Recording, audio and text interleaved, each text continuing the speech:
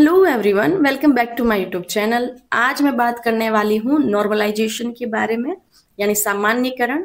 बहुत सारे क्वेश्चन आए कि जो आपके टॉप क्वेश्चंस थे मैंने यहाँ लिखे हैं कि जैसे कैसे होता है नॉर्मलाइजेशन। बहुत सारे क्वेश्चन है कि भाई सामान्यीकरण जो होता है वो किस हिसाब से होता है, कैसे किसको फायदा मिलेगा। दूसरा क्वेश्चन आ रहा है कि रीट 2022 में कितने नंबर का नॉर्मलाइजेशन हुआ था उस समय। तीसरा क्वेश्चन यहाँ आपके हैं कि नॉर्मलाइजेशन जो हुआ है वो रीट 2025 में होगा या नहीं होगा, और अगर होगा तो कितने नंबर का है वो होने वाला है। साथ ही एक क्वेश्चन है कि अगर नॉर्मलाइजेशन हो रहा है तो कितने नंबर घटने वाले हैं और कौन से शिफ्ट के नंबर है वो बढ़ने वाले हैं। तो ये क्वेश्चन आपके हैं, अपन इसमें डिटेल से बात करने वाले हैं। आप देखो, सबसे पहला जो क्वेश्चन है कि कैसे होता है नॉर्मलाइजेशन, इसको समझेंगे यहाँ पर अपन। कि देखिए, सबसे पहले इसके लिए आपने कौन सी शिफ्ट में एग्जाम दिया और उसमें कितनी उपस्थिति रही। देखो, सबसे पहले इसको समझने के लिए देखते हैं कि उसमें कितने अटेंडेंस रही, उपस्थिति उसमें कितनी रही। साथ ही जैसे लेवल 1 का एक ही शिफ्ट में एग्जाम हुआ तो उसमें तो नॉर्मलाइजेशन होगा ही नहीं। नॉर्मलाइजेशन होने के लिए वहां पर कौन सा पेपर है वो, कौन सा पेपर हार्ड था। ठीक है, तो ये चीजें देखी जाती है। साथ ही एक फॉर्मूला दिया हुआ होता है कि भाई उस हिसाब से डिसाइड किया जाता है कि कैसे नॉर्मलाइजेशन होगा। अपने यहाँ पर देखना है कि पेपर कौन से शिफ्ट का हार्ड था, वो बहुत ज्यादा महत्वपूर्ण है। देखिए, नॉर्मलाइजेशन में यहाँ पर ज्यादा कोई मुझे लगता है फर्क नहीं पड़ता। ज्यादा फर्क पड़ता है जैसे नीट वाले एग्जाम में आप देखते हो वहां पर। ठीक है, दूसरा क्वेश्चन अपने यहाँ पर पूछा गया है कि रीट 2022 वाली भर्ती थी उसमें कितने नंबर का नॉर्मलाइजेशन हुआ था।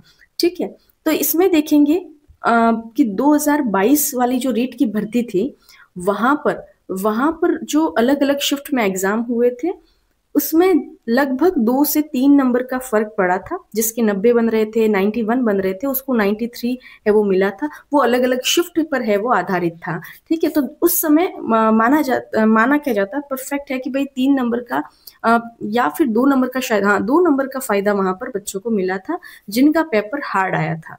ठीक है, तो यहाँ पर अपना तीसरा क्वेश्चन देखिए, दूसरे में मैंने बताया आपको कि पिछली भर्ती में नॉर्मलाइजेशन हुआ था। तीसरा देखो, रीट 2025 में नॉर्मलाइजेशन होगा या नहीं। तो देखिए, अपन यहाँ पर देखते हैं कि रीट 2025 की भर्ती थी, यहाँ पर 2025 की जो भर्ती थी यहाँ पर 3 शिफ्ट में एग्जाम हुए थे।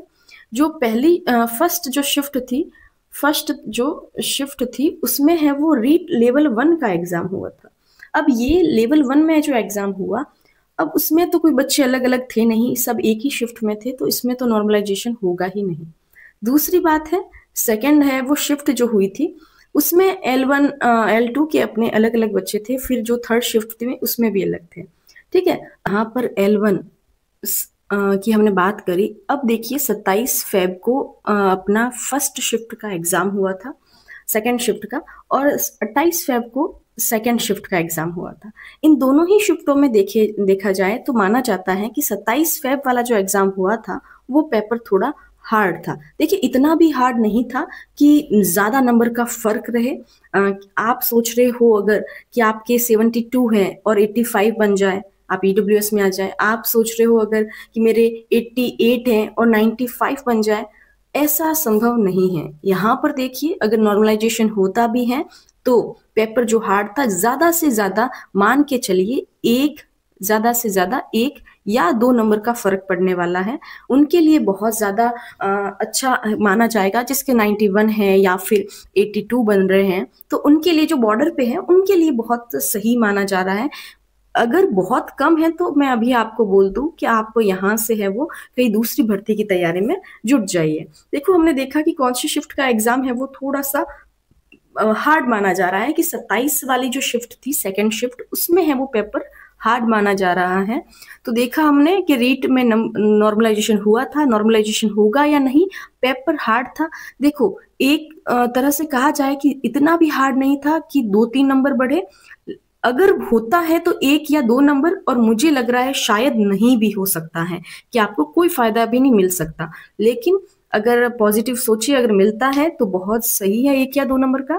अब देखो, रीट 2025 में कितने नंबर का नॉर्मलाइजेशन, हमने अभी बात करी कि 1 या 2, ज्यादा से ज्यादा 2 नंबर।